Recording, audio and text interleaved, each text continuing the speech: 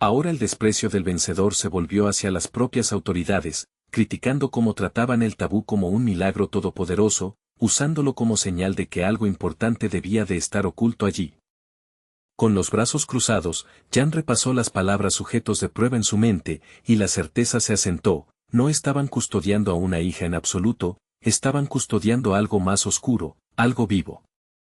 Ante él se alzaba una casa masiva pegada al bosque ennegrecido, su silueta tragándose la luz de la luna, y seguía preguntándose qué más ocultaban aquellas paredes tras ese silencio cuidadoso y mortal.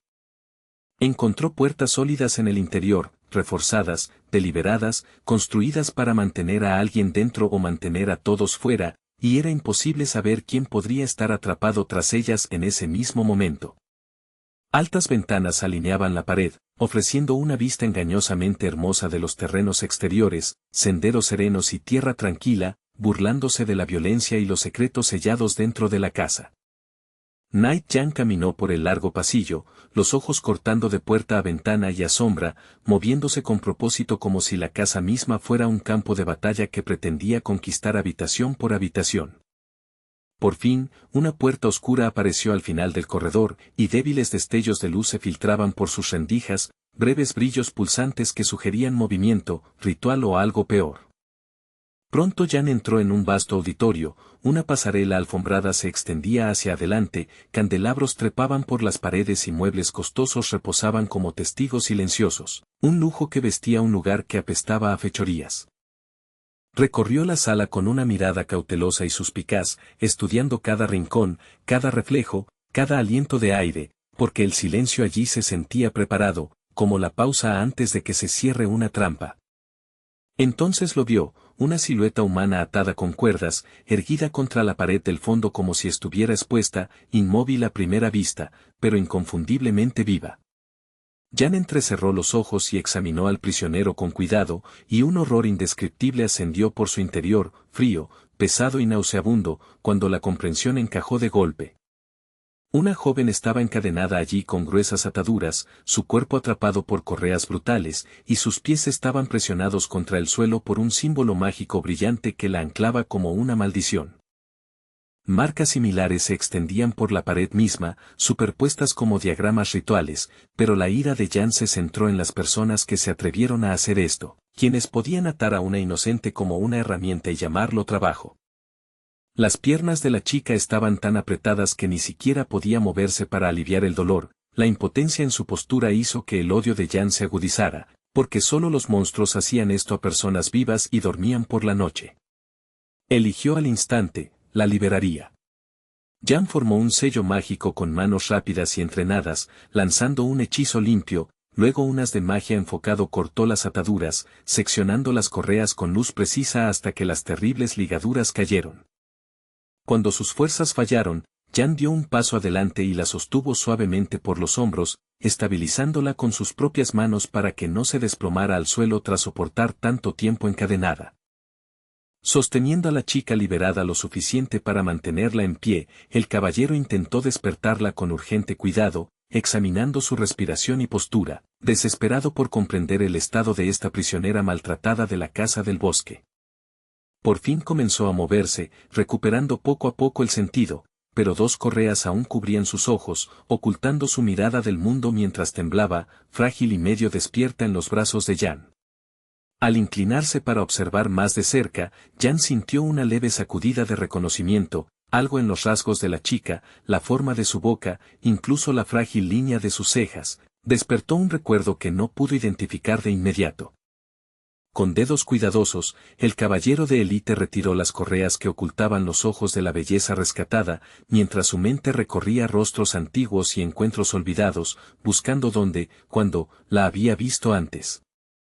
De repente, sus ojos se abrieron de golpe, amplios y temblorosos, rebosantes de miedo puro y horror enterrado, mientras asimilaba el salón, las ataduras, el aire impregnado de sangre, todo ahora expuesto ante ella. Una luz extraña y antinatural atravesó la habitación como una lanza divina, y Jan fue arrojado hacia atrás con un grito, la onda de choque de un poder increíble azotando su cuerpo como si el propio aire se hubiera vuelto violento. El dolor torció su rostro, siseó entre dientes apretados, obligado a soportar una abrumadora oleada de energía que lo presionaba como una montaña, amenazando con aplastar tanto su aliento como sus huesos. Por fin, con gesto sombrío y obstinado, logró ponerse en pie, las botas raspando el suelo mientras afirmaba su postura e intentaba evaluar la situación, midiendo la fuerza aterradora que había aparecido ante él. Liberada de sus grilletes, la chica se elevó del suelo como si la gravedad hubiera perdido su dominio, flotó en el aire y se deslizó hacia Jan, que no estaba en absoluto preparado para verla moverse como un presagio viviente. Jan fijó la mirada en la antigua cautiva, y el recuerdo emergió desde un lugar más profundo. Si no estaba equivocado, ya había visto ese rostro antes, no en esta vida, sino en los fragmentos sombríos de una existencia pasada. Era uno de los 3 grandes desastres del continente, una existencia tan catastrófica que incluso caballeros entrenados no habían logrado sofocarla, y Jan no comprendía qué hacía tal horror oculto dentro de esta casa en el bosque. Cuando los detalles dispersos se alinearon, la verdad lo golpeó con claridad. La chica flotante era la bruja de la supresión, la misma calamidad susurrada con temor, recordada solo por quienes sobrevivieron a ella. Desde su fundación, el Imperio Kabalan había reunido superhumanos y poderosos guerreros bajo su estandarte, forjando leyendas en armas, pero incluso el superhumano más fuerte, despojado de todo orgullo, sigue siendo solo humano. Y en este mundo, algunos desastres se alzan completamente más allá del alcance humano. El primero se decía que era una llama inextinguible, una ruina eternamente ardiente que devoraba la esperanza con la misma facilidad que devoraba ciudades. El segundo desastre era la desesperación hecha carne para los caballeros, algo revelado solo a quienes lo enfrentaban cara a cara, un encuentro que vaciaba el coraje y dejaba temblando incluso a los guerreros más curtidos. Y luego estaba el tercer desastre, tan peligroso que incluso el propio emperador había emitido una orden directa: no acercarse, no provocar, no invitar a la extinción por curiosidad. Una vez, cuando un caballero acorazado exigió permiso para atacar esa calamidad, la criatura respondió con una simple amenaza: decapitación, pronunciada con la misma naturalidad con la que uno mencionaría el clima. El caballero, ebrio de su propia fuerza, se lanzó de todos modos, y fue aplastado sin ceremonia. Su orgulloso cuerpo quedó destrozado y su antes afilada espada reducida a chatarra retorcida, tan inútil como hojalata doblada. Montañas, mares, fortalezas, no importaba lo que se interpusiera, todo alrededor de ese desastre era reducido a ruinas, aplastado como si el mundo mismo fuera amasado como una torta, y los superhumanos no eran la excepción. Ese era el nombre que la gente le daba con asombro y terror, y ahora Jan se encontraba frente a una chica que llevaba esa misma leyenda, sus pensamientos enredándose en confusión, porque la bruja de la supresión no se parecía en nada a la pesadilla de las historias. Realmente no podía entender por qué el tercer desastre, esta misma bruja, estaba aquí, atada y oculta como contrabando, dentro de una mansión vigilada en el bosque. Sin embargo, el camino se volvió más claro. Mientras buscaba a la hija del capitán del escuadrón especial, Jan había descubierto en su lugar a la bruja de la supresión, lo que significaba que la chica desaparecida siempre había sido una distracción, una tapadera para algo mucho más siniestro. Recordó de inmediato el exceso de secretismo, como los miembros del escuadrón llevaban capuchas para ocultar sus rostros, como nadie hablaba con claridad, como incluso una mirada parecía vigilada, como si la verdad misma hubiera sido puesta en cuarentena. Y antes de morir, la secretaria de la unidad especial, Akula, había dejado escapar una sola frase: sujetos de prueba, palabras que ahora resonaban en la mente de Jan con venenosa claridad. Entonces la comprensión cayó como una hoja afilada. El capitán no había estado ocultando a su hija en absoluto. Había estado fabricando una bruja, creando, refinando y forzando la existencia de una bruja de la supresión. Estaba destinada a ser una contramedida contra el proyecto del caballero Colmillo de Dragón, un arma creada para anular otra arma, pero como era una versión invertida e inestable de una bruja, eso significaba que habían fracasado en controlarla desde el principio. Sus ojos seguían completamente cerrados, pero Jan sentía el peligro vibrando bajo sus pestañas. Si decidía abrirlos con intención, entonces todo, esta casa, este bosque, su vida, podría terminar en un instante. Y al momento siguiente, ese temor se convirtió en realidad. El cambio en el aire se volvió agudo y amenazante, y lo que siguió hizo que los instintos de Jan gritaran, porque la situación se había inclinado hacia la catástrofe. Para sobrevivir a un enfrentamiento con la bruja de la supresión, la vacilación era muerte, necesitaba atacar primero. Jan desenvainó su espada y se lanzó, volcando velocidad y determinación letal en una sola carga decisiva. Pero la chica lo miró con ojos asustados y confundidos, luego se disculpó con una voz pequeña y temblorosa, preguntando si había hecho algo mal otra vez, como si el castigo fuera el único lenguaje que conocía. Cuando preguntó, suavemente, desesperada, si alguien había resultado herido, Jan se quedó inmóvil a mitad del ataque, su hoja deteniéndose mientras la confusión cortaba su impulso y lo obligaba a parar. La miró con total sorpresa, luchando por reconciliar las leyendas con la figura frágil ante él, sin comprender del todo qué estaba ocurriendo, o cómo el desastre frente a él podía sonar tan humano. Sin explicar lo que había sentido o desatado por miedo, la chica se concentró en él, preocupada de que estuviera herido. Jan la tranquilizó rápidamente, guiándola a un lado con un empujón firme pero cuidadoso, como si la protegiera de su propia espada. Sus ojos abiertos se movían de un lado a otro con impotencia, asustada e insegura sobre qué hacer después, y Jan pudo notar por su temblorosa sinceridad que no estaba fingiendo. Esta confusión, esta gentileza, eran dolorosamente reales.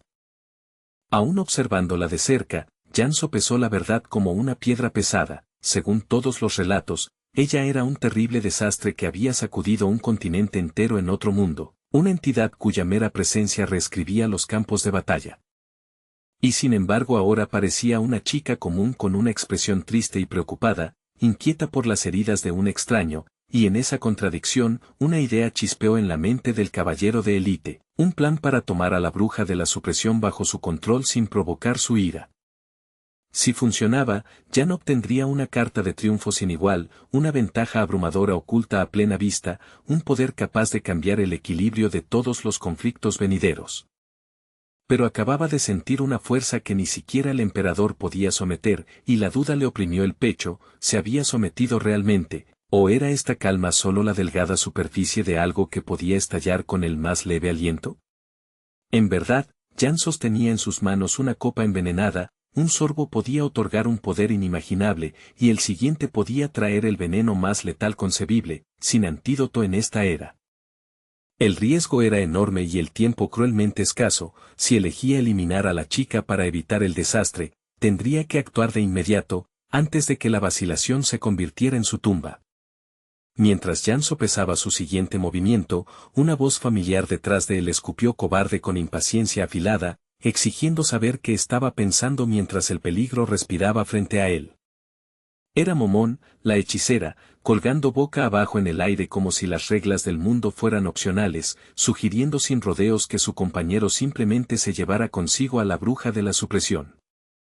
Fácil decirlo para Momón, nadie podía controlar realmente tal poder, y Jan comprendía algo peor, su nueva conocida probablemente tampoco podía controlarlo ella misma, lo que significaba que un solo detonante erróneo podría borrarlos a ambos. La bruja escuchó en silencio mientras Momón hablaba de aceptar el poder y doblarlo hacia la obediencia. Jan expresó sus dudas a su amiga, porque forzar el control sobre un desastre no era lo mismo que ganar un duelo. Momón respondió con una leve sonrisa confiada, recordándole al olvidadizo Jan exactamente quién era ella, la cúspide de la magia oscura, una maestra de las artes mismas que asustaban a emperadores y derrumbaban la razón. Buscando leyes y lógica incluso dentro de la hechicería, Momón replanteó el problema, diciéndole a Jan que no asumiera que no podía manejar a una simple chica, porque incluso el caos tenía patrones cuando se lo ataba correctamente. Cuando Momón explicó que el poder de la bruja estallaba en respuesta al dolor, una liberación involuntaria nacida del sufrimiento, Jan finalmente comprendió el mecanismo detrás de la luz repentina y la fuerza aplastante.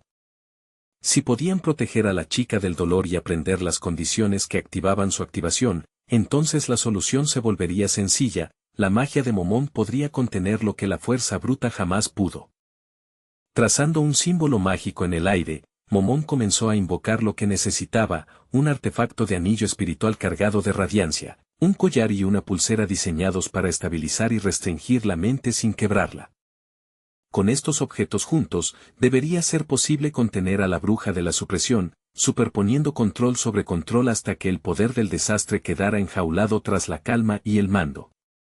Jan giró los pequeños anillos en sus manos, escéptico de que objetos tan delicados pudieran contener algo que incluso los emperadores temían, pero Momón, confiando en su propia habilidad refinada, demostró que no necesitaba armamento pesado para hacer que herramientas pequeñas fueran terriblemente eficaces. Aún así, Jan no pudo ocultar su asombro. Momón podía ayudar a otro a cargar una maldición imposible, y sin embargo ella misma permanecía inalterada, serena y profesional hasta la médula, como si la brujería fuera simplemente el oficio que había perfeccionado. Algunas personas llaman a la magia un milagro, como si fuera un regalo de los cielos, pero esa idea romántica no capta la verdad. Los hechiceros no rezan por prodigios, diseccionan la propia realidad, explorando la estructura oculta del mundo para forzar la aparición de nuevos fenómenos. Sin embargo, el poder de la chica no es ni natural ni nacido del maná. La bruja se sitúa más allá de todo principio conocido del flujo de maná, y Momón, que estudia las leyes como si fueran escrituras, jamás ignoraría una anomalía tan absoluta y tan aterradora. Y si Momón y su caballero pudieran realmente aprovechar una fuerza así, entonces la propia fortaleza de Jan se volvería irrelevante, porque comparado con ese poder de supresión, incluso una espada de élite parecería un juguete infantil. Jan miró hacia Momón mientras ella reía con tanta facilidad, y comprendió su punto al instante. Sus palabras no eran una jactancia, sino el tipo de verdad directa que suena obvia solo después de haber sobrevivido a ella. Interrumpiendo su intercambio, la bruja de la supresión inclinó la cabeza con curiosidad inocente y preguntó a dónde iban ahora, y por primera vez, Jan dudó, incapaz de responder de inmediato, porque el destino de pronto parecía peligroso de nombrar. Para su asombro, la antigua prisionera incluso sugirió que visitaran el laboratorio otra vez, diciéndolo con la misma extraña calma con la que uno mencionaría una habitación conocida, aunque su voz llevaba un leve temblor enterrado.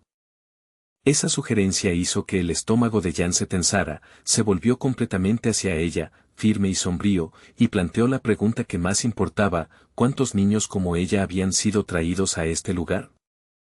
Buscando en sus recuerdos, la bruja de la supresión explicó que habían llegado en grandes grupos, niños reunidos en número, incluidos sus amigos. Al principio eran muchos, pero después de que el personal comenzó a administrar aquellas terribles inyecciones, sus amigos empezaron a derrumbarse, uno por uno, quebrándose en cuerpo y espíritu. El tiempo hizo lo que los experimentos no pudieron hacer rápidamente: borró a los demás. Finalmente, tras suficiente horror y suficientes resultados fallidos, la chica quedó sola en aquel laboratorio, rodeada de silencio donde antes había voces. Incluso ahora, recordaba el dolor de aquellas inyecciones como si viviera bajo su piel, agudo, ardiente, inolvidable. Por eso, a pesar de sus palabras anteriores, suplicó que no tuviera que regresar allí otra vez. Jan miró a la pobre chica y sintió como la ira helada ascendía al imaginar a seres humanos sometidos a tal tormento. En un sufrimiento así, la muerte podría ser verdaderamente más compasiva. Ella, confundiendo su silencio con intención, temió que quisiera arrastrarla de nuevo a esa pesadilla y suplicó que la perdonara, prometiendo apresuradamente y con voz temblorosa que sería buena.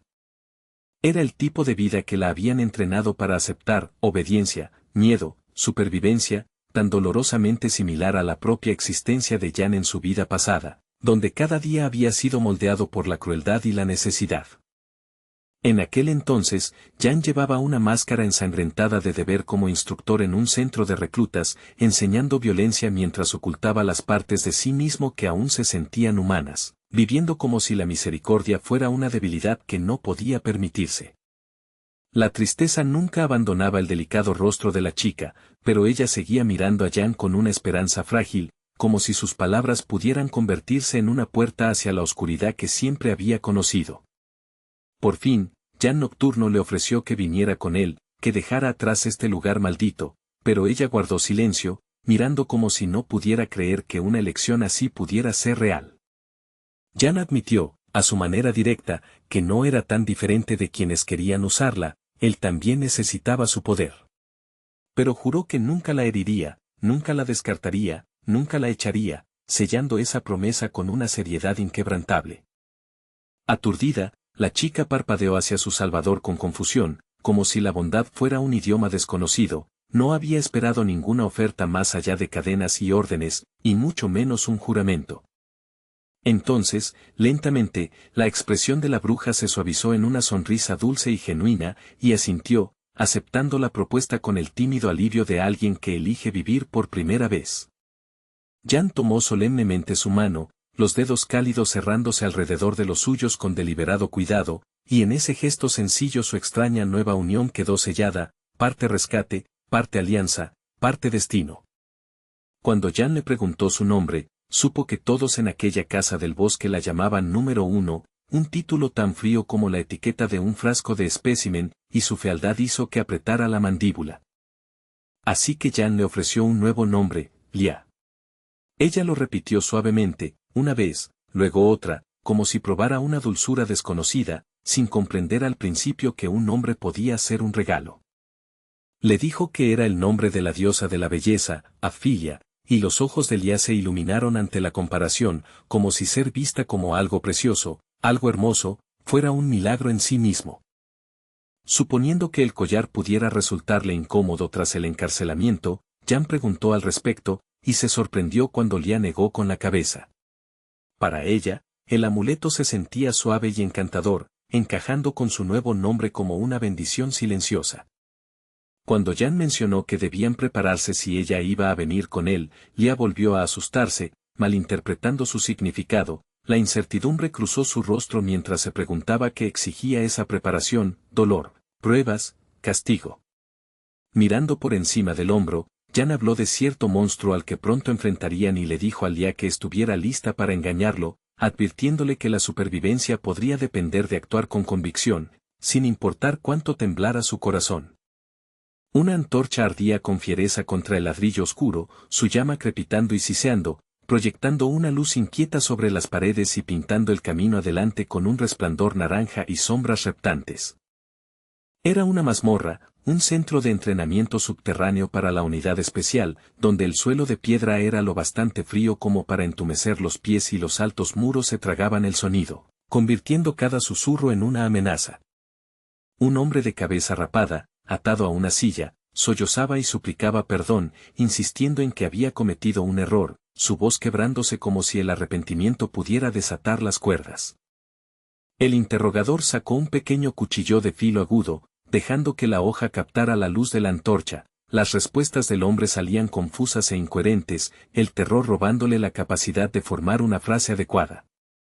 El prisionero suplicó misericordia, pero el villano de ojos ardientes se inclinó cerca, dos cuchillos preparados a la vez junto a la cabeza del hombre, haciendo que la promesa de dolor se sintiera inmediata e inevitable. Un grito horrible desgarró la mazmorra, rebotando contra la piedra como si fuera algo vivo. El desafortunado cautivo rogó que lo mataran, su voz elevándose hacia la locura, como si la muerte fuera la única puerta sin guardia. Mientras el asesino manejaba sus cuchillas con ritmo frío, un hombre con uniforme rojo se acercó e informó que cierta persona llegaría pronto, una noticia que hizo que el villano se detuviera, sorprendido por el momento. El informe complació al usuario del cuchillo, una curva satisfecha tocó su boca, y sin disminuir el ritmo, regresó a su macabra labor como si el invitado venidero fuera simplemente el condimento final de la escena. En su mano brillaba un cuchillo manchado de sangre, prueba fresca y húmeda de que acababa de acabar con la vida de su propio subordinado sin vacilación ni remordimiento. Este villano no era otro que el jefe instructor Damián, y luciendo su habitual sonrisa relajada, decidió que era hora de ir a ver el regalo que Jan había enviado, como un hombre que pasea para admirar un presente. Nuevos acontecimientos se desarrollaban en lo profundo del subsuelo, donde la unidad especial mantenía sus secretos encadenados, el vientre de piedra de la prisión se tragaba los pasos, y hasta la luz de las antorchas parecía temer quedarse. Las antorchas ardían en la sala oscura, y detrás de incontables celdas enrejadas, los prisioneros extendían las manos y clamaban por ayuda, voces superpuestas en un coro desesperado que raspaba los nervios. Jan y Lia caminaron sobre la piedra fría, escuchando las constantes súplicas que resonaban a su alrededor, cada grito tirando del aire como manos invisibles suplicando ser notadas. Asustada, Lia se aferró a la mano de Jan y recorrió con la mirada las filas de rostros y dedos tras las rejas, personas rogando ser perdonadas, liberadas, tratadas como humanas otra vez. Con voz temblorosa, Lia susurró que había un laboratorio allí, podía sentirlo, y el miedo la invadió al imaginarse encerrada de nuevo en ese lugar inquietante que olía a sufrimiento. Jan Nocturno se apresuró a tranquilizarla, bajando la voz con una gentileza poco habitual, descartó sus miedos desbordados y le dijo que no temiera nada allí, no mientras él estuviera a su lado. Mientras avanzaban un poco más, una mano salió disparada de la celda más cercana, los dedos aferrándose al aire, el prisionero llamó con urgencia a Lia, advirtiéndole que no entrara allí sola. Jan inmediatamente acercó más a Lia, sosteniéndola con aún mayor ternura, asegurándose de que sintiera su presencia firme, le hizo saber, sin palabras y con claridad, que mientras él estuviera con ella, no había nada que temer. Una vez más, el caballero le dijo que no tuviera miedo y que no se apartara de su lado. Lia, todavía temblando, asintió y aceptó, confiando en la promesa como en una cuerda frágil sobre un abismo. Al oírlo repetir esas palabras, Lia recordó el momento en la casa del bosque cuando Jan había prometido no herirla ni echarla, un juramento que había sonado imposible, pero que permaneció en su corazón. Ahora estaba cumpliendo esa promesa, para su silenciosa satisfacción, y Jan, queriendo que Lia recordara lo que le había enseñado, confirmó de nuevo su historia, supuestamente era su amiga de la infancia, y también compartía una historia relacionada con su propio padre. Jan se mostró complacido por su excelente memoria, ya habían acordado su biografía, sus modales, incluso los pequeños detalles de personalidad que harían creíble su mentira ante cualquiera que los observara. Depositó sus esperanzas en los amuletos de restricción que Momón había proporcionado, confiando en que esos talismanes resolverían cualquier problema restante, especialmente si el poder de la bruja volvía a agitarse. Pero por el momento, Jan y Lia estaban frente a Damián, jefe instructor del centro de entrenamiento, y Jan solo podía preguntarse qué estaba planeando esa serpiente, porque hombres como Damián nunca se acercaban sin una hoja oculta. Jan alzó la mirada con cautelosa sospecha ante lo que había aparecido de repente frente a ellos, su agarre apretándose sobre la mano de Lia mientras el aire cambiaba, señalando que el siguiente peligro ya había llegado. Dos luces inquietantes y resplandecientes brotaron en el corredor frente a ellos, y Jan de inmediato colocó a Lia detrás de él, advirtiéndole en voz baja y urgente que algún tipo de criatura, se precipitaba hacia ellos. Un prisionero enloquecido, que de algún modo había escapado de su propia celda, se lanzó contra la joven pareja a una velocidad aterradora, sus pies golpeando la piedra como si el dolor y el agotamiento no significaran nada para su cuerpo destrozado. A simple vista era evidente que el hombre se había liberado. Jan ajustó su postura y protegió a Lia con su cuerpo, colocándose firmemente entre ella y la amenaza que se acercaba sin dudar. El prisionero parecía menos humano y más un monstruo hambriento, con los ojos ardiendo de locura mientras forzaba la vista para ver lo que tenía delante, pero su destino ya estaba sellado mucho antes de alcanzarlos. Un hombre apareció detrás del fugitivo, reconocible por su peinado distintivo y la intensidad feroz y ardiente de su mirada, y con un solo golpe ensordecedor, abatió al escapado tan limpiamente como quien apaga una vela. Hacía mucho tiempo que el jefe instructor Damián no veía a su alumno Jan de la unidad especial. Jan, sereno a pesar de la sangre y el caos, informó que su misión estaba completa y que había regresado según lo ordenado. Damián bajó ligeramente la cabeza, con voz calmada e imperturbable, y luego sus ojos encontraron a la hija del capitán del centro de entrenamiento de reclutas. Con una fachada cortés, dijo que era un placer conocerlos, palabras que sonaban civiles, pero llevaban la certeza de un depredador. Abriendo apenas una fracción su ojo izquierdo, Damián expresó su esperanza de que ella disfrutara la recepción que había preparado, su tono suave, su significado afilado, como si recepción fuera otra palabra para confinamiento. Desde la habitación contigua llegaron sonidos alegres, pequeñas explosiones de gozo y sorpresa encantada, exclamaciones femeninas que parecían casi absurdas en un lugar construido con piedra, secretos y gritos. Esa invitada era Lia, sentada entre comodidades que nunca había conocido, contemplando algo que la fascinaba mientras una tenue tristeza aún persistía en su expresión, como si temiera que desapareciera si parpadeaba. cerrando los ojos como si estuviera abrumada, Lia murmuró tantos, hablando de cantidad como si fuera inimaginable para ella, una abundancia más allá de todo lo que su vida anterior le había permitido.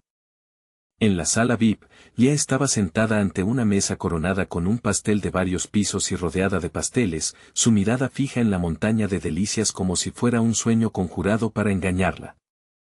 Cuando preguntó a la sirvienta si realmente era aceptable comérselo todo, ellas sonrieron y le aseguraron que sí, todo había sido preparado por el propio jefe instructor. Incluso lo elogiaron, podría parecer un sinvergüenza, dijeron, pero era un buen hombre. Lia levantó un suave y dulce pastelito con cuidado reverente, asombrada por su ternura, y las sirvientas lo llamaron casualmente un cupcake ordinario, como si fuera lo más simple del mundo. Miró a la sirvienta con una incredulidad extraña, casi ofendida, rechazando claramente esa descripción. En las manos cuidadosas de Lia, el cupcake se sentía como un tesoro, y estaba convencida de que algo tan perfecto jamás podría llamarse ordinario. En otro lugar, en un sitio más silencioso, alguien alzó unas elegantes tijeras hacia una hermosa flor, como si estuviera a punto de recortarla con precisión afectuosa, un gesto que parecía delicado, casi pacífico. Entonces Damián, pensando en voz alta, comentó que las flores eran cosas problemáticas que requerían paciencia y cuidado, mientras que cortar a una persona, añadió con ligereza, no exigía ninguna habilidad especial. La afirmación tomó a Jan por sorpresa, pero Damián pareció desconcertado por la reacción de su alumno. Para el jefe instructor, la jardinería era amor hecho visible, y cuanto más se podaban las flores, más hermosas se volvían, del mismo modo que él creía que las personas podían ser moldeadas. Estaban en el jardín interior, donde los setos recortados y las flores fragantes ocultaban conversaciones afiladas. Damián confirmó con calma la suposición de Jan de que tenía la intención de interrogar a la chica, lo que significaba que Jan claramente consideraba a su propio superior un psicópata. Damián lo explicó como si estuviera dando una lección. La tortura física apenas funcionaba con niños asustados, y cualquier información obtenida sería poco fiable. Por eso la tortura se reservaba para mayores de 18, sin embargo, la conclusión de Jan no cambió, seguía viendo a su jefe como un psicópata. Cortando con constancia, Damián sonrió y recordó a Jan su primera asignación, aquella en la que había superado todas las expectativas, demostrando ser mucho más capaz de lo que incluso su instructor había previsto. Damián la recordó en detalle, la hábil prevención de secuestros y terror en el desierto por parte de Jan, la forma en que salvó al mentor del emperador y al príncipe Huye, e incluso cómo capturó a un jefe tribal dentro del dominio de Beowulf, hazañas que resonaron entre las filas.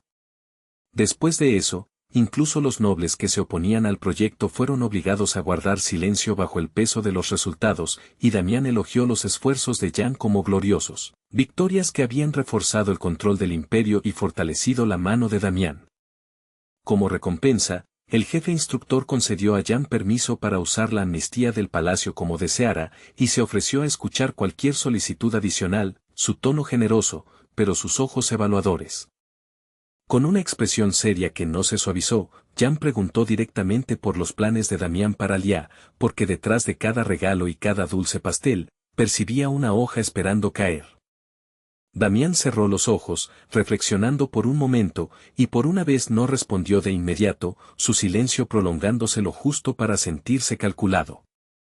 Lia, admitió, era más pura de lo que había esperado, más simple, más gentil, e incluso la vigilancia no había logrado extraer nada útil para los propósitos de la unidad especial, dejando al capitán con las manos vacías. Aún así, un momento en particular había llamado la atención de Damián, un detalle extraño y revelador que persistía en su mente como una espina que no podía ignorar. Preparándose para oír lo peor, Jan sintió como la tensión se apretaba bajo sus costillas, esperando en silencio que Damián no nombrara exactamente la preocupación que lo carcomía.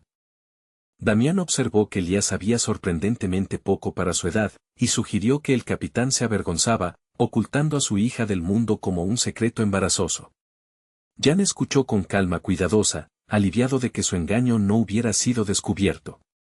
En cualquier caso, Damián no consideraba al capitán un necio, seguramente sabía que Jan se había llevado a la chica, pero sin pruebas no podía actuar abiertamente, Porque incluso los monstruos en el poder necesitaban evidencia para justificar sus garras.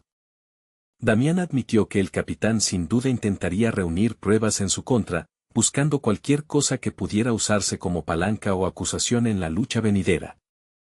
Así que era necesario que el capitán supiera que su hija estaba con Damián, pero que no tuviera idea de dónde se encontraba realmente.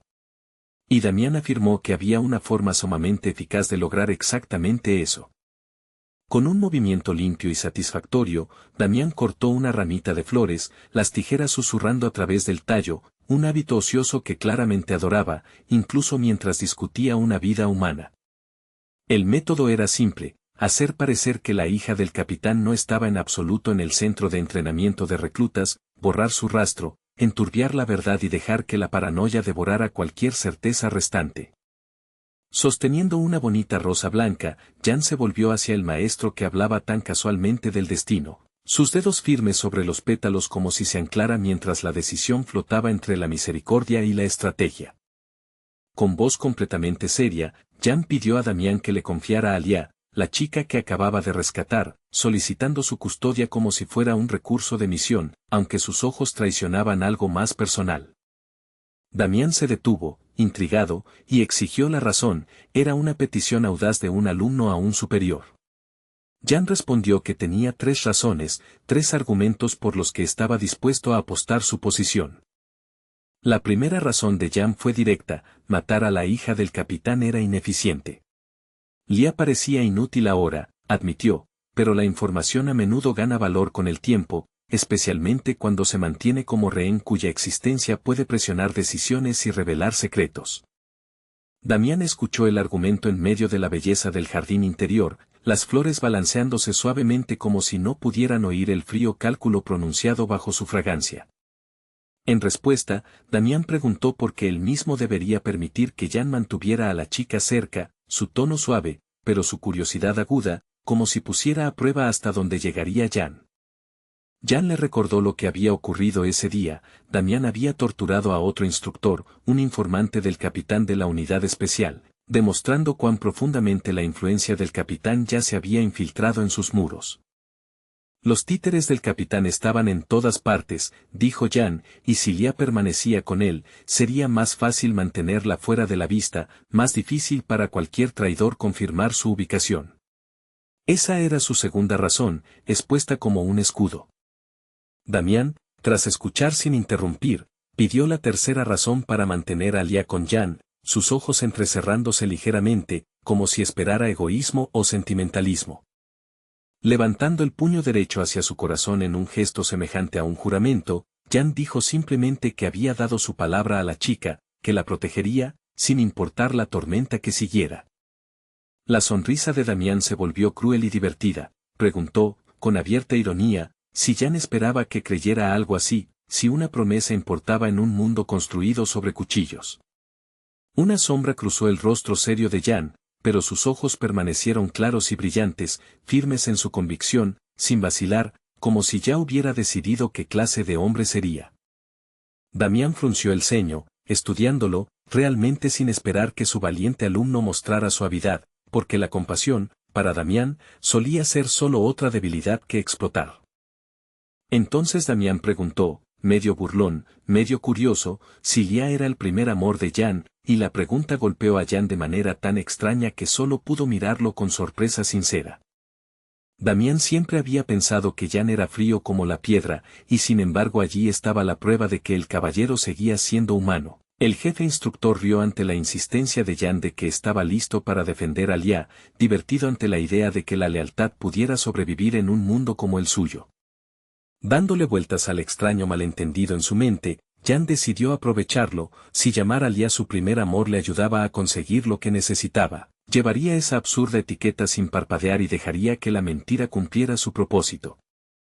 Damián echó la cabeza hacia atrás y soltó una carcajada, burlándose de todo como pasión y fuego, impregnando cada sílaba de ironía, y aún así, quizá divertido por la audacia de Jan, le concedió permiso para quedarse con la chica. Aún así, Damián se negó a dejar que la hija del capitán escapara completamente de su alcance, no confiaba tan profundamente en Jan. Aunque era menos probable que Jan lo traicionara que los instructores, cuyas lealtades ya estaban podridas, la desconfianza aún dolía, dejando al joven silenciosamente decepcionado. Decidiendo un disfraz, Damián ordenó que Lia fuera vestida como sirvienta para desvanecerse en el fondo, instruyó a Jan para que la vigilara de cerca, y Jan comprendió el significado al instante, luego aceptó sin dudar. Metiendo la mano en el bolsillo interior de su capa como si sacara una baratija casual, Damián dejó claro que los favores tenían precio, a cambio de conceder la petición de Jan, quería algo a cambio. Sacó un sobre blanco sellado con un sello oscuro, extendiéndolo con silenciosa autoridad, claramente con la intención de que Jan lo entregara a alguien importante, sin hacer preguntas. Mientras hablaba, Damián recordó al equipo oriental que había partido antes y mencionó a los no muertos que había visto. Jan asintió con gravedad, añadiendo que el grupo había sido liderado por Kasha Avren. Según el maestro del centro de entrenamiento, su asignación había sido comparativamente simple, a diferencia del Frente Norte, porque la misión oriental era solo de reconocimiento, recopilación de información en lugar de combate abierto. Sin embargo, para gran conmoción de los líderes, todos los miembros de esa unidad especial habían desaparecido, sin informes, sin cuerpos, sin señales, solo una ausencia repentina que se sentía como un cuchillo deslizándose en la oscuridad. En circunstancias normales, rescatar a una brigada desaparecida sería un desperdicio improductivo de recursos. Sin embargo, Damián sonrió como si su desaparición fuera solo una molestia irritante, algo que alteraba su agenda más que su conciencia. Cuando Damián le dijo a Jan que prestara mucha atención al sello, Jan lo reconoció de inmediato, el inconfundible emblema de la familia real, cargado de autoridad y consecuencias. Era una orden directa del príncipe heredero Leon Cavalan, ordenando a Jan de la unidad especial partir de inmediato hacia el este y rescatar a los cadetes desaparecidos, una instrucción que no dejaba espacio para demora ni negativa. En la frontera entre el Imperio Cavalan y el Estado Sagrado de Lutil yacía una región sombría conocida como la Llanura Oriental de los Muertos, una tierra cuyo nombre sabía a polvo, hierro y antiguas maldiciones. Aunque el territorio estaba repleto de no muertos, ambas potencias valoraban su frágil equilibrio diplomático, ninguna se apresuró a lanzar una purga masiva, eligiendo la política sobre el derramamiento de sangre incluso mientras los muertos se multiplicaban en las sombras. Casa y su equipo entraron en misión de reconocimiento, llamándola una tarea fácil, confiados en que podrían manejar cadáveres errantes sin problemas, armados orgullosamente con entrenamiento, acero y la arrogancia de los vivos. Pero allí ocurrió algo que la unidad especial nunca anticipó, un evento que convirtió lo fácil en catástrofe más rápido de lo que nadie podía respirar. Una repentina oleada de zombies estalló en lo que más tarde sería llamado la Noche de los Muertos, una irrupción indeciblemente aterradora que llegó como una marea negra, tragándose caminos, aldeas y gritos.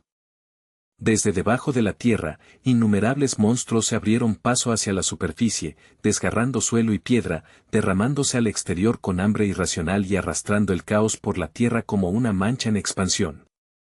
Los muertos resucitados atacaban cualquier cosa viva sin distinción, animal, soldado, niño, matando con persistente crueldad, como si la propia maldad impulsara sus miembros putrefactos. Ante ese asalto desigual, los miembros de la unidad especial apostados en el este no pudieron resistir, el entrenamiento y el coraje cedieron ante los números abrumadores y la violencia implacable y voraz. Eran como verdaderos emisarios del infierno, colmillos y dientes sucios desgarrando carne, devorando a los habitantes de la región con tal certeza salvaje que incluso la oración parecía inútil. Al final de aquella noche terrible, los muertos habían aniquilado a casi todos en el territorio, y se decía que solo una persona había sobrevivido, un único testigo solitario en el desastre. Solo Kasha Avren permaneció con vida, y quienes hablaron de ella después dijeron que cambió por completo, su calidez consumida, dejando una cáscara fría y cínica moldeada por el trauma y una supervivencia imposible.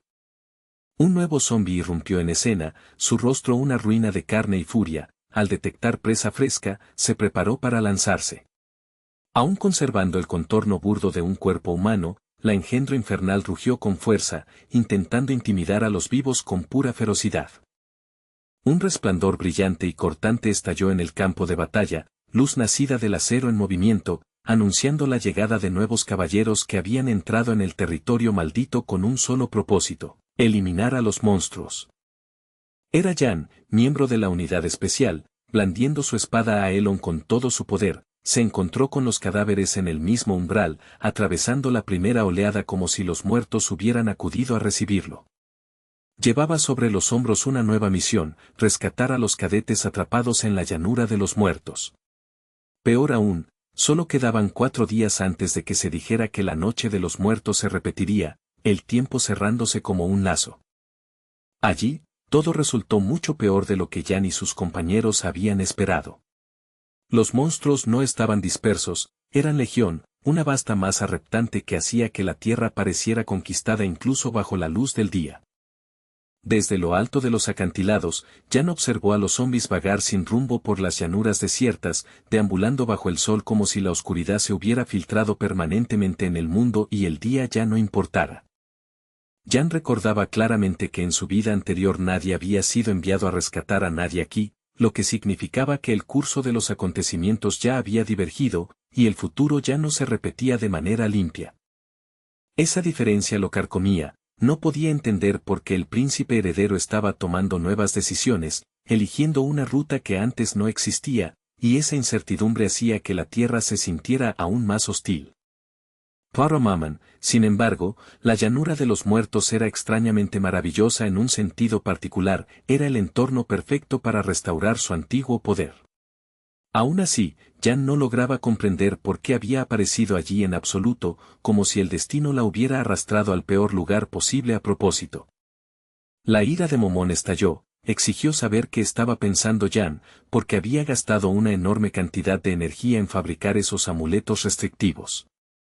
Entendía la energía no muerta que saturaba estas tierras, corrientes densas y violentas que podían alimentar la magia como una tormenta alimenta el rayo. Y era capaz de purificar esa corrupción en sentido inverso, usando su poderoso símbolo mágico para invertir su naturaleza, convirtiendo el poder manchado de muerte en algo utilizable, algo lo bastante limpio como para respirar. Con esfuerzo meticuloso y control preciso, esa energía impura podía refinarse, transformarse en una fuerza que se asemejara a la energía vital misma, estable y potente en lugar de venenosa. Con tal combustible, Momón podría recuperar su magia casi en su punto máximo, y una vez que recuperara esa fuerza, insinuó abiertamente que estaría lista para matar a Jan de inmediato, por lo que sería mejor que permaneciera obediente mientras ella reconstruía su poder. Soñando con cosechar esa enorme energía, Momón exigió saber dónde estaba Lia, porque la chica recién liberada no estaba junto a Jan, y esa ausencia levantó sospechas de inmediato. Con el poder de Lia sumado al suyo, insistió Momón, podrían aplastar al ejército zombie tan fácilmente como aplastar hormigas, convirtiendo una misión desesperada en una masacre unilateral. Tras escuchar la lógica implacable de su compañera, Jan respondió que aún no había llegado el momento de desatar el poder de su nueva conocida, su tono firme, pero su mente calculando el peligro de despertar un desastre demasiado pronto. Justo entonces, una chica vestida con uniforme de sirvienta se acercó a Jan y lo llamó por su nombre, su voz pequeña pero urgente, como si hubiera estado buscándolo a través del miedo. Era la propia Lia, la misma chica de la que Jan y Momón habían estado hablando momentos antes. Lo miró con ojos suplicantes y le pidió que la llevara con ellos, negándose a quedarse atrás. Parecía al borde de las lágrimas, sus labios temblando mientras miraba a Jan con desesperación dolida, aterrorizada de que la abandonara otra vez a habitaciones frías y manos crueles. Explicó apresuradamente que su jefa de sirvientas era aterradora, ya terrible incluso en un buen día, y si Jan se iba, la pobre Lia temía sufrir en silencio, incapaz de defenderse. Jan se disculpó con suavidad, diciéndole que solo tenía que irse por poco tiempo. Lia alzó su meñique hacia él, un gesto infantil que llevaba el peso de un salvavidas. Con ojos tristes y expectantes, Lia le pidió que jurara, promesa de meñique, que regresaría en 10 noches, aferrándose a la idea de una fecha concreta como si pudiera impedir que volviera a caer en la desesperación. Y el conquistador del mal no tuvo más remedio que responder en su lenguaje. Jan entrelazó su propio dedo con el de ella, sellando la promesa con una seriedad silenciosa que hizo que el pequeño gesto pareciera sagrado. Después de oír sobre la aterradora jefa de sirvientas, Jan ofreció que Lia se quedara en su habitación en su lugar. Ella aceptó de inmediato, aunque se sonrojó de vergüenza ante la idea de estar en su espacio privado, especialmente pensando en su cama. Posada como si flotara sobre él, Momón bromeó diciendo que Lia estaba loca por la noche, pero Jan replicó que no dijera tonterías, porque necesitaba intacto el potencial destructivo de Lia para esta misión, no sacudido por burlas. Mirando hacia atrás a las dos siluetas masculinas que esperaban cerca, Jan sintió asentarse una fría confianza. Estos cómplices, estos aliados, aunque imperfectos, serían suficientes para lo que se avecinaba. Uno era el Cruel Dwight, que no tenía intención de cooperar con Roman, y Roman no podía entender por qué Jan había traído a Dwight a esta nueva misión en absoluto, porque donde Dwight caminaba, los problemas lo seguían como una sombra. El cadete aristocrático, con el rostro enrojecido por la ira y el orgullo, escupió la palabra plebeyo a Roman como si fuera una maldición. Exigió que Roman dejara de arrastrar a todos hacia abajo, insistiendo en que, en momentos de crisis y resolución de problemas, una carga era peor que un enemigo. Como el 12º recluta, Roman no se encogió, afrontó el insulto de frente, con los ojos fríos y ferales cargados del mismo veneno. Por un instante, parecía realmente dispuesto a agarrar a Cruel Dwight y retorcerlo hasta que la arrogancia se transformara en silencio, incluso si eso significaba cruzar una línea que ningún aprendiz debería cruzar. Madre deseó en silencio que Jan realmente creyera haber reunido suficientes manos para lo que se avecinaba, pero su instinto gritaba que la alineación era una apuesta temeraria. Incluso el caballero, admitiendo a regañadientes que el equipo parecía mal elegido, confesó que aún así se negaría a avanzar sin Roman y Cruel Dwight a su lado. Cruel Dwight podría haber sido lo bastante fuerte como para derribar a Jan en un arrebato de temperamento, pero la política envolvía el campamento como alambre de púas. La influencia de su familia en los territorios orientales era inmensa, lo que hacía su presencia estratégicamente indispensable, y el caballero, con un pragmatismo sombrío, aconsejó a un colega que recogiera sus cosas y se marchara antes de que los problemas se volvieran inevitables. Cuando Jan preguntó a Roman si realmente deseaba un aura mejorada, lo siguió ordenándole que se preparara, una orden abrupta que tomó a Roman por sorpresa. Sin embargo, el razonamiento de Jan era despiadado. Durante un rescate, un cadete que puede defenderse no es opcional, es la diferencia entre salvar vidas y apilar cadáveres. Desde aquel día, Roman y Cruel Dwight se lanzaron al entrenamiento con una desesperación que rozaba la obsesión, persiguiendo la fuerza como si el hambre les pisara los talones. Ambos guerreros comprendían, en lo más profundo de sus huesos, que este lugar los forjaría en algo más afilado. Por eso, cuando apareció la oportunidad, ninguno pudo resistirse a entrar en el fuego. Dándole vueltas una y otra vez a la operación venidera en su mente, Jan sintió como una confianza firme se asentaba en su pecho. Con esos dos, el aura afilada de Roman y la presencia letal de Cruel Dwight, creía que serían suficientes para abrirse paso entre una horda de zombies antes de que el pánico pudiera propagarse. Un llamado repentino resonó entre el bullicio del campamento, arrancando a Jan de su cuidadosa planificación. La voz estaba cerca, urgente e insistente, arrastrándolo lejos de los detalles orientales de la misión justo cuando los estaba encajando en su sitio. Mientras caminaban, Lady Lorena Beowulf presionó a Cheryl sobre cuánto tiempo podían permitirse retrasar. La respuesta de Cheryl fue inmediata, no había tiempo en absoluto, y estuvo de acuerdo en que la vacilación solo alimentaría el desastre, instando a actuar con rapidez antes de que la situación empeorara. La aristócrata, hija del duque Beowulf, mantuvo el mentón en alto, pero sus ojos buscaron en el rostro de su compañera alguna certeza. Lady Lorena exigió saber cuál era el plan real, no una bravuconería vaga, porque en el este un solo paso en falso podía ahogarlos en sangre. La cadete Cheryl, de pie lo bastante cerca como para ser oída sobre el crujido de la grava, apoyó a su amiga sin titubear. Aconsejó a Jan que dejara de entretener preguntas dispersas y, en cambio, permitiera que Lady Lorena manejara el interrogatorio, porque alguien tenía que mantener al equipo enfocado y en movimiento. No fue por nada que Lady Lorena eligiera acompañar a Jan, quería ver si realmente pretendía confiar solo en Roman y Cruel Dwight. Si Jan la subestimaba, si la trataba como nobleza ornamental en lugar de una hoja afilada, ella haría que lamentara el error. Anteriormente, el instructor jefe le había concedido a Jan una libertad inusual, permitiéndole a su alumno llevar a tantas personas como quisiera al equipo. El permiso sonaba generoso, pero todos comprendían el significado oculto: el éxito o el fracaso pertenecerían únicamente a Jan. Ahora, de nuevo en formación con Jan, estaba el 12º recluta Roman, su aura recién mejorada e inquieta, como una tormenta bajo la piel, y a su lado el aristócrata Cruel Dwight, infame por blandir la gélida aura de la muerte como si fuera un derecho de nacimiento heredado.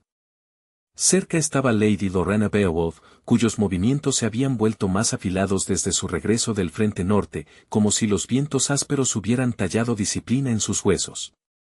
Cheryl se mantenía en el borde del grupo, ofreciendo elogios a cada cadete con una voz firme destinada a evitar que los ánimos estallaran. Los reunidos podían considerarse la verdadera élite entre los caballeros dragón, talento concentrado en un tenso círculo. Y, por amarga que fuera la ironía, incluso Jan tuvo que admitir que probablemente no podría reunir un equipo más fuerte que el que estaba allí ahora. Quizás estos graduados del centro de entrenamiento de reclutas eran los más fuertes de su generación, cada uno templado por ejercicios brutales y una realidad aún más dura. Aún así, Jan sentía como las dudas lo roían, menos sobre el poder y más sobre si el orgullo y el resentimiento los fracturarían en el peor momento. La discordia envenenaba el aire. Roman gruñía que los aristócratas no eran más que canallas nobles, mientras que Cruel Dwight lo desestimaba como un simple plebeyo indigno de respeto. Lady Lorena, visiblemente irritada, exigió que dejaran de discutir y avanzaran, porque los muertos no esperarían a que sus egos se asentaran. Jan finalmente estalló, su grito cortando como acero la disputa. Les ordenó que se callaran de inmediato y se colocaran detrás de él, porque el camino por delante no era un campo de desfile, sino un terreno escarpado y rocoso donde un paso descuidado podía romper un tobillo o una formación. Cerca del plano de los muertos y del paso GBA se encontraba el único campamento del frente oriental, una mancha solitaria de tiendas contra una tierra hostil. Incluso desde la distancia, parecía menos una fortaleza y más un puesto agotado esperando el colapso. Los soldados vagaban entre las tiendas y el equipo disperso con botellas colgando de sus manos, bebiendo como si el mañana no existiera. Sus risas eran torpes, sus pasos inestables, y el olor agrio del alcohol se aferraba al aire más denso que el humo. Junto a una olla de cocina, un caballero se inclinó hacia su compañero y presumió de cómo había robado un cerdo de una aldea cercana. Hablaba como si se tratara de una incursión heroica, sin notar que su historia sonaba menos a supervivencia y más a podredumbre carcomiendo al ejército desde dentro. Adentrándose más en el campamento, Jan, Lady Lorena y los demás escanearon la escena con creciente incredulidad. Todo parecía incorrecto: el descuido, la suciedad, el desorden negligente, y se preguntaron si habían llegado realmente al puesto correcto, porque el ejército allí parecía una ruina. Se suponía que esto era algo serio. Estos soldados tenían la responsabilidad de proteger a los ciudadanos del reino, erigiéndose como el último muro contra los no muertos. Sin embargo, estaban a mundos de distancia de los estándares de Cruel Dwight, y Cruel Dwight advirtió solemnemente al grupo que no esperaran competencia de tropas que trataban el deber como una ronda de taberna. Un residente del campamento cerca del plano de los muertos se quedó mirando a Lady Lorena Beowulf cuando pasó, la sorpresa torciéndose rápidamente en insolencia audaz. Con una sonrisa torcida, preguntó con descaro qué hacía una dama de alta cuna en un lugar tan sucio y olvidado como aquel. Los ojos del caballero estaban vidriosos, vacíos por la embriaguez habitual, y sus palabras se arrastraban en los bordes. Sugirió, con una desagradable insinuación, que la muchacha debía de estar allí buscando a alguien, como si el campamento fuera un mercado y ella una visitante comprando problemas. Cuando Lady Lorena explicó que eran refuerzos de una unidad especial y exigió ver al comandante, el guerrero estalló en una risa burlona. Se rió de su autoridad, se rió de su presencia y luego, lo bastante audaz como para tocar lo que no comprendía, agarró el hombro de la aristócrata y declaró que había llegado justo a tiempo, insistiendo en que no podían arreglársela sin ella, una afirmación que la sacudió hasta dejarla atónita de asco. Aún sonriendo bajo su uniforme y casco, el borracho sugirió que resolvieran todas las preguntas dentro de la tienda más cercana, como si la privacidad hiciera su falta de respeto más segura. Fue un error nacido de la estupidez, porque había juzgado mal tanto el temperamento de Lady Lorena como el acero detrás de sus modales. La ira de Lady Lorena estalló, ardiente e inmediata, su rostro tensándose mientras escupía un brutal insulto de vuelta al canalla. Su postura cambió, pies firmes, hombros cuadrados, lista para luchar y hacerle lamentar cada palabra, cada dedo que se atrevió a tocarla. Pero no tuvo la oportunidad. Jan apareció en un instante, interponiéndose entre ellos como una sombra que toma forma, impulsado por un puro instinto protector en un campamento extraño y hostil donde las amenazas llevaban rostros amistosos. Jan no desperdició aliento en advertencias, su bota se estrelló contra el soldado insolente con una patada demoledora. El impacto lanzó al hombre hacia atrás como si lo hubiera golpeado un ariete, dispersando polvo y bravuconería ebria en el mismo movimiento. El golpe aterrizó en un punto tan brutalmente doloroso que la expresión del borracho se desmoronó en pura agonía. Sus ojos se pusieron en blanco, su aliento desapareció y su cuerpo se plegó alrededor del choque como si se hubiera roto en la bisagra de su propia arrogancia. Ni siquiera el casco de hierro pudo salvarlo, resonó con un áspero crujido metálico, casi partiéndose por la fuerza. El sonido se extendió como una campana de advertencia por el campamento, anunciando que estos recién llegados no eran presas. Con el hombre derrotado en el suelo, Jan permaneció sobre él un instante, luego hizo un gesto a Lady Lorena para que siguiera adelante, declarando con frialdad que habían terminado allí. Lady Lorena se tensó, la indignación ardiendo en sus ojos, porque había querido saldar el insulto con sus propias manos. En el juicio de Jan, si Lady Lorena se salía con la suya, el soldado terminaría en dos mitades y una mancha, y el equipo no necesitaba ese tipo de conmoción tan profundo detrás de las líneas aliadas. Roman murmuró que ya habían hecho suficiente ruido, y Jan, tras una rápida evaluación, decidió que aquella pelea era una nimiedad indigna de mayor riesgo, obligando a Lady Lorena a tragarse su furia y a sentir. Cheryl, observando a su amiga desde un lado, notó el súbito rubor que ascendía por las mejillas de Lady Lorena. Los labios de la aristócrata se entreabrieron como si fuera a replicar, pero las palabras no llegaron, ira y vergüenza enredándose hasta que guardó silencio. Ahora necesitaban al verdadero comandante, el que se hacía llamar jefe de las Fuerzas Unidas de los Nobles estacionadas en el Paso GBA. Hasta encontrarlo, operaban a ciegas, rodeados de soldados que parecían más leales a sus botellas que a sus estandartes. Según consta en los archivos de la Unidad Especial de la vida pasada de Jan, hubo un momento en que alguien simplemente abandonó la búsqueda de la cadete Kasha Avren.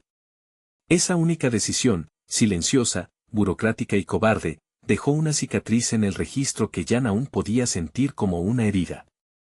Y el responsable último de las muertes de la Unidad Especial en el Frente Oriental no fue un enemigo sin rostro, fue el propio comandante en jefe, el vizconde Jaren.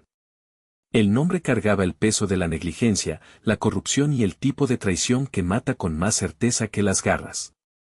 Mientras tanto, en el campamento, los soldados seguían bebiendo, pasándose las botellas de mano en mano como si celebraran. Sus gargantas trabajaban en tragos codiciosos, y sus risas volvieron a alzarse, lo bastante fuertes como para ahogar cualquier grito lejano que el este pudiera estar preparando. Algunos juraban vaciar cada botella hasta el fondo, decididos a ahogar el miedo en licor barato. Un soldado, un poco menos perdido, frunció el ceño con confusión, incapaz de comprender cómo alguien podía soportar un alcohol tan áspero y barato en cantidades tan interminables. Su mirada se desvió hacia una cabaña cercana que claramente pertenecía al personal de mando. El edificio se alzaba aparte, más limpio y sólido que las tiendas, como una isla privada de comodidad rodeada por un océano de abandono.